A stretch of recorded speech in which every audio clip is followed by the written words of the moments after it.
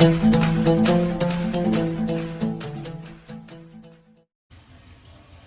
सभी लोगों का स्वागत है आपके अपने YouTube channel future online classes में। आज हम इस वीडियो में सीटेट 2022 के एग्ज़ाम के लिए CDP child development and pedagogy के जो है सेट नंबर 5 को देखने वाले हैं।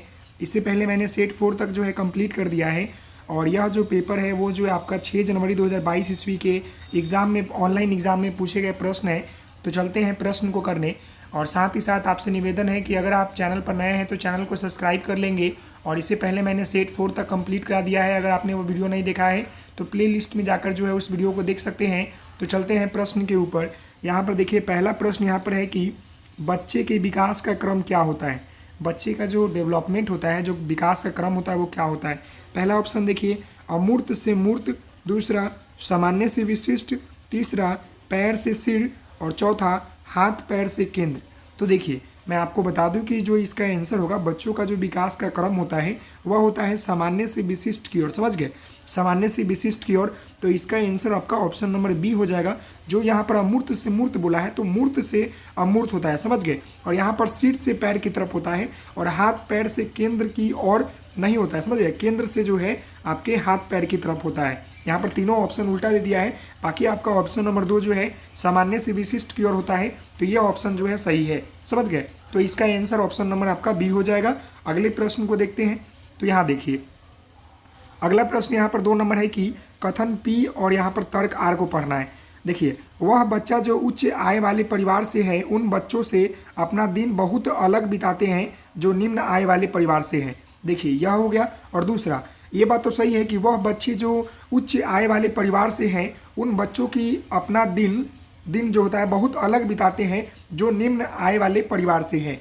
बच्चे की संकल्पना सार्वभौमिक नहीं है तथा बचपन में बहुत विविधता है। ये भी बात सही है कि बच्चों की जो संकल्पनाएं होती है सार्वभौमिक नहीं है, सबके लिए व्यापक नहीं है, सबके लिए समान नहीं है। और बचपन जो होता है विविधता होता है। कोई बच्चा अमीर है तो कोई बच्चा गरीब है, किसी के पास अच्छे पौष्टिक भोजन मिलते हैं तो किसी को नहीं मिलता है, तो किसी में घर में कला है तो किसी के घर में सुख शांति है। बहुत सारी तरह के जो है बचपन में विविधता देखने को मिलती है, समझ गए।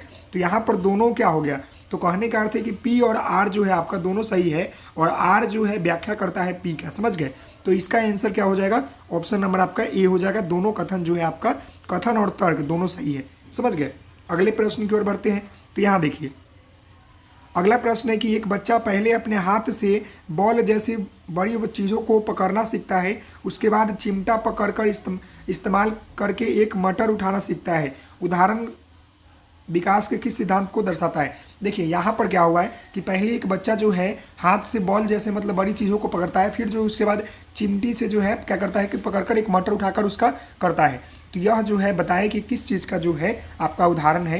तो यहाँ देखिए शीर्षगामी, तो शीर्षगामी जो होता है सिर से पैर की तरफ होता है, सिर से जो होता है पैर की तरफ होता है। और यहाँ पर जो है समीप दुर्वाभिमुख और यहाँ पर है समाधारण और संरक्षण। तो इसका आंसर जो हो जाएगा ऑप्शन नंबर आपका बी हो जाएगा, समीप दुराभिमुख। मतलब कहने का मतलब है विकास का जो केंद्र होता है इसमें कि पहले जो होता है बच्चा जो होता है बड़ी चीज़ों को पकड़ना सीखता है, उसके बाद जो होता है चिमटी से पकड़कर इस्तेमाल करता है, समझ गए।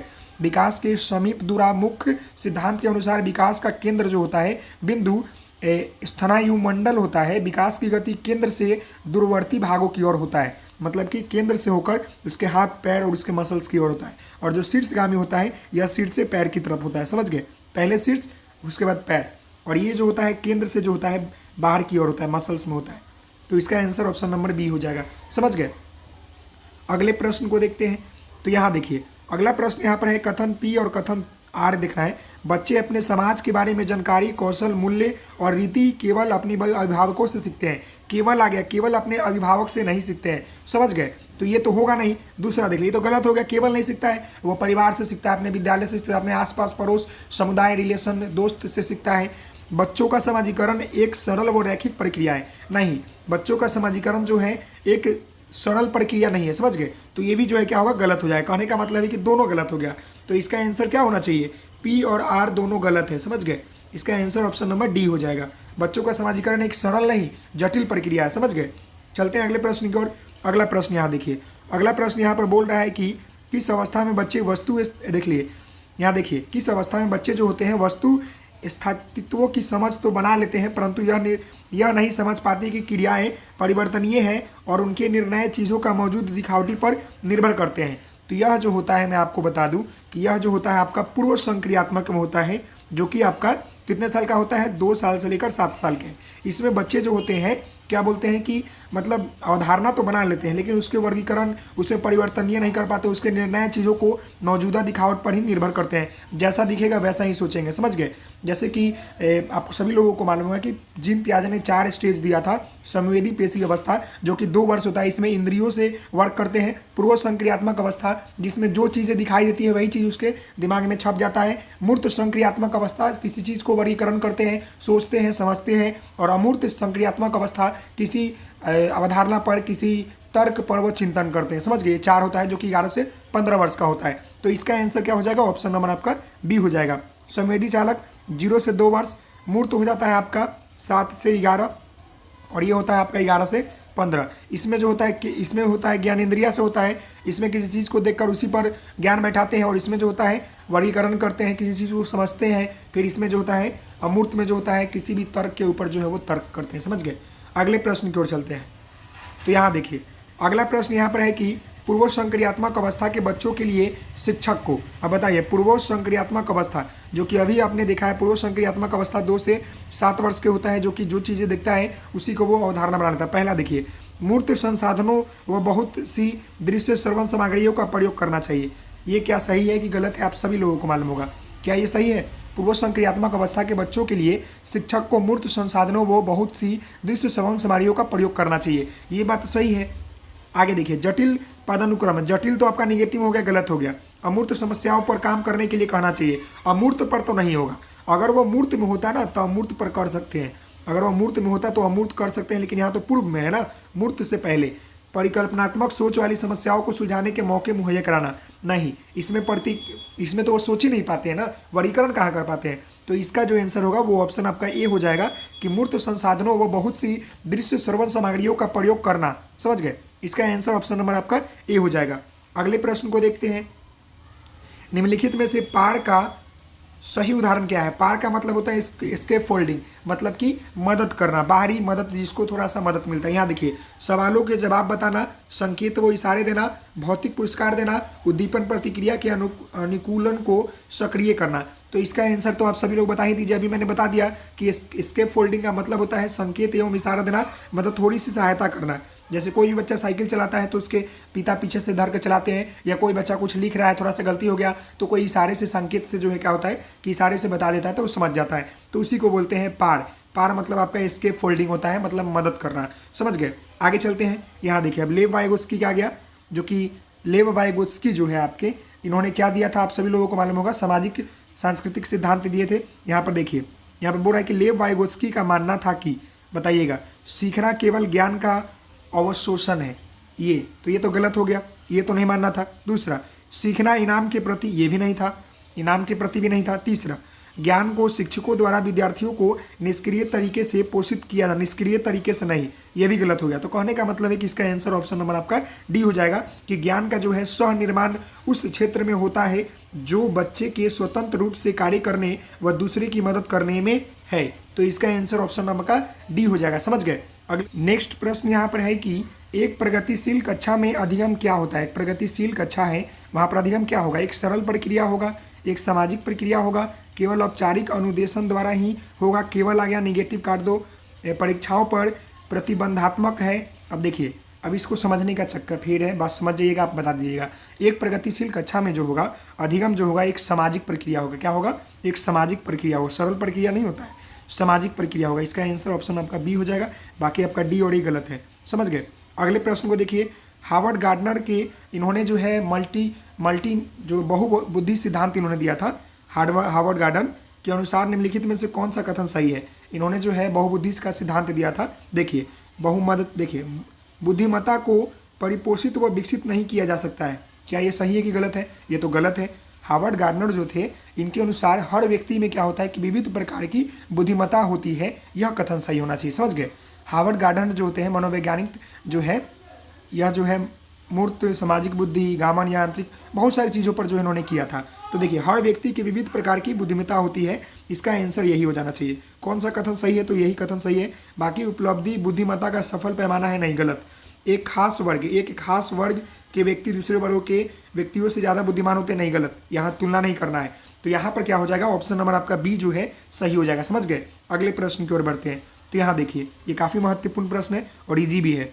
राष्ट्रीय शिक्षा नीति 2020 NEP नेशनल एजुकेशन पॉलिसी 2020 पूरे देश के लिए प्राथमिक स्तर पर किस भाषा को निर्देश के माध्यम से प्रस्तावित करना है। ये तो काफ़ी इजी प्रश्न है, आप सभी लोगों को मालूम होगा। हिंदी, अंग्रेजी, संस्कृत, मातृभाषा, घर की भाषा। तो जो NEP निकला है उसमें जो है कहा गया है कि प्राथमिक स्तर पर जो है किस भाषा में निर्देश को माध्यम को प्रस्तावित करना है, तो वह जो है आपका मदर टंग या होम लैंग्वेज है, मातृभाषा या क्षेत्रीय भाषा। समझ गए। इसका आंसर ऑप्शन डी हो जाएगा। अगले प्रश्न की ओर चलते हैं। तो यहाँ पर देखिए अगला प्रश्न यहाँ पर है कि बैठने की व्यवस्था में लचीलापन अधिगमकर्ताओं का समूह में कार्य करना किस कक्षा कक्ष की विशेषता है। बैठने की व्यवस्था में लचीलापन और अधिगमकर्ताओं का समूह में कार्य करना किस कक्षा कक्ष की विशेषता है। देखिए व्यवहारवादी कक्षा कक्ष, सामाजिक संरचनावादी कक्षा कक्ष, शिक्षक केंद्रित कक्षा कक्ष। शिक्षक केंद्रित तो है नहीं, पाठ्य पुस्तक केंद्रित कक्षा कक्ष, तो पाठ्य पुस्तक भी जो है ये आपका नहीं होगा। यह जो हो जाएगा आपका सामाजिक संरचनावादी कक्षा कक्ष। समझ गए। सामाजिक संरचनावादी कक्षा कक्ष। व्यवहारवादी भी नहीं होगा, व्यक्तित्व वाला नहीं हो जाएगा। जो बैठने की व्यवस्था में लचीलापन और अधिगमकर्ताओं का समूह में कार्य जो होता है, ये सामाजिक संरचनावादी कक्षा कक्ष का उदाहरण है। तो इसका आंसर ऑप्शन आपका बी हो जाएगा। अगला यहाँ प्रश्न है कि किस प्रकार का शिक्षा शास्त्र एक शिक्षक को अपनी कक्षा में व्यक्तित्व विभिन्नताओं को ध्यान रखने में मदद करता है। किस प्रकार का शिक्षा शास्त्र एक शिक्षक को अपनी कक्षा में व्यक्तिगत विभिन्नताओं को ध्यान रखने में मदद करता है। मानकीकृत वो एक समान तो कभी होगा नहीं। समझ गए। पूरी तरह से परीक्षा पर केंद्रित, ये भी नहीं होगा। पूरी तरह से पाठ्यपुस्तक पर केंद्रित, ये भी नहीं होगा। संकलन वो संदर्भित, इसका आंसर क्या हो जाएगा, ऑप्शन आपका डी हो जाएगा। संकलन और संदर्भित। देखिए पूरी तरह से ये सब मानवीकृत, ये सब निगेटिव वर्ड है। समझ गए। तो इसका भी आंसर क्या होगा, ऑप्शन आपका डी हो जाएगा। अगले प्रश्न की ओर बढ़ते हैं। तो यहाँ देखिए अगला प्रश्न आपका 115 मतलब सिर्फ 15 नंबर है। राष्ट्रीय शिक्षा नीति 2020 के अनुसार मूल्यांकन का उद्देश्य क्या है। अब यहाँ पर जो है राष्ट्रीय NEP 2020 के अनुसार इवेल्युएशन का जो आपका कैरेक्टराइज है, जो विशेषता है, उद्देश्य है, क्या है, रटने की क्षमता का परीक्षण। ये तो कभी होगा नहीं, रटना तो निगेटिव है। देखिए पुनरुत्पादन व याद रखना की क्षमता का नापना, ये भी नहीं होगा। बच्चे को सीखने की प्रक्रिया में मदद करना, पूरे देश में बच्चों की तुलना भी नेगेटिव हो जाएगा। कहने का मतलब है कि ऑप्शन आपका सी जो है सही हो जाएगा। समझ गए। अगले प्रश्न की ओर चलेंगे। ये प्रश्न समझ में आ गया। अगला प्रश्न देखिए। अगला प्रश्न जो है यहाँ पर है, समावेशन का क्या अर्थ होता है। समावेशन का अर्थ होता है कि विद्यार्थियों को उनकी सामाजिक पहचान में निरपेक्ष होकर जो है अपनाना, शामिल करना। समझ गए। देखिए पहला ऑप्शन, सभी विद्यार्थी और उनकी सामाजिक पहचान से निरपेक्षण होकर अपनाना, नहीं, निरपेक्षण, ठीक है, निरपेक्षण होकर अपनाना मतलब किसी तरह की भेदभाव नहीं होकर अपनाना। ठीक है, ये सही लग रहा है। दूसरा देखिए, अनुचित प्रयास और अलगावाद पैदा करना निगेटिव वर्ड है। भेदभाव भी जो है आपका निगेटिव वर्ड है। भागीदारी और जुड़ाव की आपस समान अवसर होना चाहिए ना, ये भी निगेटिव वर्ड है। कहने का मतलब है कि ऑप्शन इसका ए सही हो जाएगा कि सभी विद्यार्थियों की उनकी सामाजिक पहचान से निरपेक्ष होकर अपनाना। समझ गए। किसी तरह के बिना भेदभाव न होकर अपनाना, उसी को समावेशन कहते हैं। सबको शामिल करके बराबर की स्थिति में रखकर पढ़ाना या शिक्षा देना। तो इसका आंसर ऑप्शन आपका ए हो जाएगा। समझ गए। अगले प्रश्न की ओर चलते हैं। तो यहाँ देखिए अगला प्रश्न यहाँ पर आपका 17 नंबर है। विविध सांस्कृतिक पृष्ठभूमि के विद्यार्थियों को सफलतापूर्वक सम्मिलित करने के लिए शिक्षक को निम्नलिखित में से किससे बचना चाहिए। यहाँ पर बोल रहा है कि विविध सांस्कृतिक पृष्ठभूमि के विद्यार्थियों को सफलतापूर्वक सम्मिलित करने के लिए शिक्षक को निम्नलिखित में से किससे बचना चाहिए, मतलब किससे बचना चाहिए, निगेटिव यहाँ बताना है। पहला, हर विद्यार्थियों को पहचाने और उनका सम्मान करे। ये तो ठीक है, हर विद्यार्थियों को पहचाने और उनका सम्मान करे, ये तो सही है, लेकिन बचना न बोला है। देखिए प्रभुत्वशाली समूह के अनुभवों को प्राथमिकता देना, ये देखिए किसी एक समूह को प्राथमिकता आपको नहीं देना है, तो इस कार्य से जो है बचना चाहिए। विविध सांस्कृतिक पृष्ठभूमि के विद्यार्थियों की सफलतापूर्वक सम्मिलित करने के लिए शिक्षकों को जो है ये कार्य से जो है बचना चाहिए। बाकी आपका शिक्षण की सामग्री में विविधता शामिल करना, ये तो सही है। कक्षा में सांस्कृतिक संवेदनशीलता का अभ्यास करना, ये भी सही है। कहने का मतलब है कि ये जो आपका ऑप्शन नंबर 2 जो है ना, ये निगेटिव है, मतलब कि प्राथमिकता नहीं देना है किसी, कभी भी आपको बच्चा को जो है ना एकदम मेन चीज़ मांगना है, उसको जो है कभी भी किसी में तुलना नहीं करना है, प्राथमिकता नहीं देना है, या किसी को केवल स्पेशलाइज नहीं करना है। समझ गए, सभी को करना है। आगे चलते हैं, ये काफ़ी महत्वपूर्ण प्रश्न और बार बार जो है आपके ये प्रश्न पूछे गए। देखिए, डिसलेक्सिया मुख्य रूप से किस कठिनाइयों से जुड़ा हुआ है? पढ़ना, गायन, सोच और चलना। यहाँ पर देखिए, डिसलेक्सिया जो है आपका पढ़ने से संबंधित है। किससे संबंधित है? पढ़ने से संबंधित है। तो इसका आंसर क्या हो जाएगा? ऑप्शन आपका ए हो जाएगा। पढ़ने से मतलब कि जैसे एम हम लोग ऐसे लिखते हैं तो बच्चा जो है एम को डब्ल्यू लिख दे या उसको पढ़ने में डब्ल्यू पढ़ ले, ये होता है। गामन नहीं होता है, गामन जो होता है आपका अलग होता है, सोच भी आपका अलग होता है, चलना वो अब अलग होता है, समझ गए। डिस्ग्राफिया में होता है, देखिए 3-4 महत्वपूर्ण याद रखिएगा। देखिए, डिसलेक्सिया जो होता है पढ़ने से संबंधित होता है, और ग्राफिया मतलब कि लिखने से, और डिसकैलकुलिया का मतलब कि गणना से, और डिस्फ्रेक्सिया मतलब कि गतिक कौशल से डिस्फ्रेक्सिया। ऑफेजिया जो होता है भाषा संप्रेषण से, ऑफेजिया। और ADHD होता है ध्यान केंद्रित करने से संबंधित। याद रखिएगा क्या होता है? ADHD, ये ध्यान केंद्रित करने से। बाकी मैंने सब बता दिया आपको, याद रखिएगा। अगला प्रश्न यहाँ पर आपका है 19 नंबर, निम्नलिखित में से कौन सा अभ्यास अधिगम, देखिए, अक्षमता वाले विद्यार्थियों का समावेशन सुनिश्चित करने में प्रभावी होगा? यहाँ पर जो है अधिगम अक्षमता वाले बच्चों को जो है समावेशन सुनिश्चित करने के लिए प्रभावी क्या होगा वो आपको बताना है अभ्यास। पहला, अभिव्यक्ति के लिए केवल आ गया, निगेटिव कट जाएगा, केवल तो कभी होगा नहीं। दूसरा, विफलता का आरोपण क्षमता की कमी को मापना। दूसरा क्या है? विफलता को, तो ये भी नहीं होगा, विफलता को मापना नहीं। तीसरा, बहुत लंबे और बारंबार दंतकारी देना, होमवर्क भी नहीं देना है ज़्यादा, समझ गए। बड़े लंबे और बारंबारता नहीं, मतलब बार बार रिपीट नहीं करना है। सूचना प्राप्त करने के लिए कई विकल्प प्रदान करना, ये जो है आपका सही उत्तर हो जाएगा इसका, कि समावेशन सुनिश्चित करने के लिए अधिगम क्षमता वाले बच्चों को सूचना प्राप्त करने के लिए मतलब कई विकल्प प्रदान करेंगे, तो ये सही हो जाएगा, समझ गए। अगले प्रश्न की ओर चलते हैं। तो यहाँ देखिए, अगला प्रश्न यहाँ पर है कि देखिए, प्रतिभावान विद्यार्थी क्या होता है? पहला ऑप्शन देखिए, जानकारी को जल्द और सही तरीके से अवशोषित करते हैं, पहला, तो ये तो सही है। जो मतलब ज़्यादा तेज बच्चे होते हैं, प्रतिभावान मतलब या प्रगतिशील विद्यार्थी जो होते हैं, या प्रतिभावान विद्यार्थी जो होते हैं, जानकारी को जल्दी और सही तरीके से क्या करते हैं कि अवशोषित करते हैं, तो इसका आंसर तो यही हो जाना चाहिए। दूसरा, अपने आयु स्तर के नीचे के प्रश्नों को हल करने के असमर्थ होते हैं, नहीं, ये गलत हो गया। सरल और आसान कार्य को चुनने में प्रवृत्ति रखते हैं, नहीं। वे मूल्य बातों को सहज और समझ कर अभाव रखते हैं, ये भी नहीं। इसका आंसर ऑप्शन नंबर आपका ये हो जाएगा, समझ गए। अगला प्रश्न यहाँ पर है, एक शिक्षक को अपने विद्यार्थियों के किस प्रश्न का उत्तर देने के लिए सहज अनुमान लगाने के लिए खाली स्थान करना चाहिए? प्रोत्साहन, अनदेखा, दंडित, अवरुद्धन। तो इसका तो काफ़ी इजी प्रश्न है, आप तो मालूम ही है कि एक शिक्षक को अपने विद्यार्थियों के किसी प्रश्न का उत्तर देने के लिए सहज अनुमान लगाने के लिए क्या करना चाहिए? बच्चों को प्रोत्साहित करना चाहिए, समझ गए। तो इसका आंसर क्या हो जाएगा? ऑप्शन आपका ए हो जाएगा। अगले प्रश्न की ओर चलते हैं। तो यहाँ देखिए, अगला प्रश्न यहाँ पर 22 नंबर है, विद्यार्थियों को हाल ही में सीखे गए संप्रत्यय और विस्तारण में मदद करते समय निम्नलिखित में से किससे बचना चाहिए? अब यहाँ पर निगेटिव आपको ढूंढना है कि हाल ही में सीखे गए संप्रत्यय पर विस्तारण में मदद करते समय निम्नलिखित में से किससे बचना चाहिए? पहला, विभिन्न उप संप्रत्यय के बीच संबंधों को क्रियान्वित करना चाहिए, ये क्या सही है कि गलत है? तो ये तो भाई है, सही है, ये तो करना चाहिए, इसे नहीं करना चाहिए। दूसरा, संप्रत्यय के उदाहरण और गैर उदाहरण बनाना, ये भी सही है। तीसरा, लेकिन नहीं करना चाहिए, किससे बचना चाहिए? देखिए, अधिग्रहित जानकारी को नई समस्याओं पर लागू करना, ये भी सही है। जो बच्चे में नॉलेज है उसको नई सूचना में लागू करके बताना, ये भी सही है कि क्या करेंगे, संप्रत्यय को बताएंगे। लेकिन बोर्ड पर लिखना और विद्यार्थियों को इसे बिना समझे नकल करने के लिए कहना, शिक्षक को जो है यही कार्य से बचना चाहिए, ये कार्य जो है नहीं करना है बच्चों के सामने, समझ गए, कभी भी नहीं। देखिए 23 नंबर प्रश्न, किस तरह के पाठ्यक्रम को लागू करने विद्यार्थियों को विफलता को कम किया जा सकता है? किस तरह के पाठ्यक्रम को लागू करके विद्यार्थियों की विफलता को जो है कम किया जा सकता है? पहला, जो उनके सामाजिक संदर्भ से जुड़ा हो, पहला। दूसरा, जो अत्यधिक चुनौती और जटिल हो, ये तो नेगेटिव हो गया। जो उनके दैनिक जीवन के लिए अप्रासंगिक हो, नहीं, अप्रासंगिक नहीं, प्रासंगिक हो, ये भी गलत हो गया। जो अमूर्त से सरल की ओर, नहीं, जो सरल से जो है जटिल की तरफ हो, या मूर्त से जो है अमूर्त की तरफ हो, ये भी गलत हो गया। तो कहने का अर्थ है कि इसका आंसर ऑप्शन आपका ए हो जाएगा, समझ गए कि हमें जो है सामाजिक संदर्भ से जुड़ा हुआ जो है पाठ्यक्रम को लागू करना चाहिए विद्यार्थियों की विसफलता को कम करने के लिए, ताकि बच्चे जो है बेहतर तरीके से पढ़े और आगे बढ़े और सफलता प्राप्त करें, समझ गए। अगले प्रश्न की ओर चलते हैं।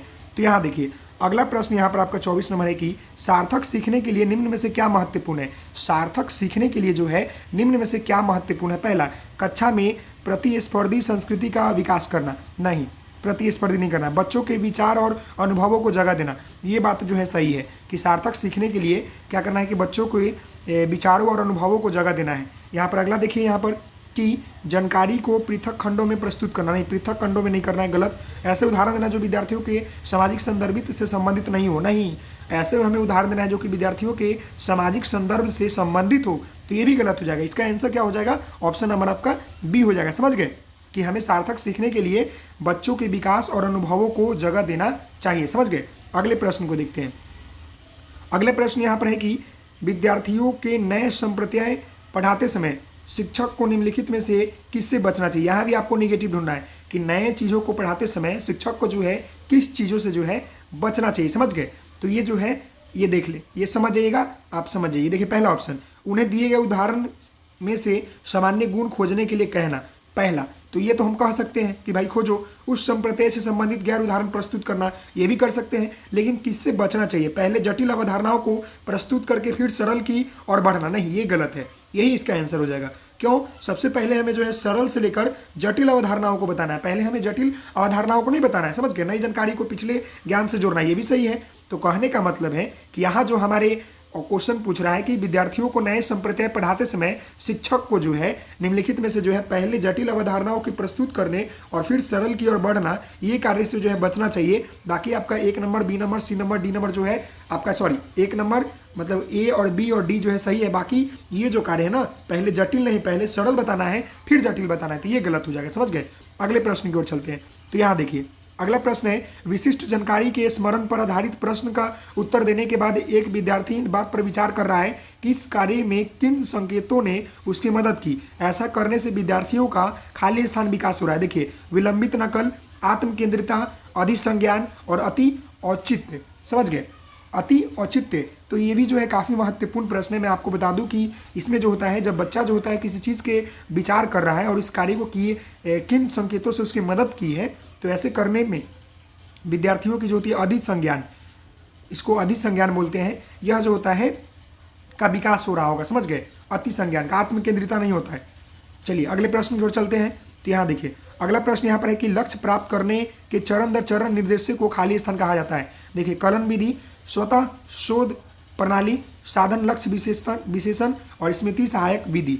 तो मैं आपको बता दूं कि आपका जो लक्ष्य प्राप्त करने की जो चरण दर चरण निर्देश को जो है कलन विधि कहा जाता है। कलन, समझ गए। तो इसका आंसर क्या हो जाएगा, ऑप्शन नंबर आपका ए हो जाएगा। कलन विधि कहा जाता है। ये गणित संकलन तथा विधाओं से किसी कार्य को करने के लिए आवश्यक चरण के समूह को कलन विधि कहते हैं। समझ गए। कलन विधि को किसी स्पर्श के रूप में परिभाषित गणनात्मक समस्या का समाधान करने के टूल के रूप में भी समझा जाता है। समझ गए। अगले प्रश्न को देखते हैं।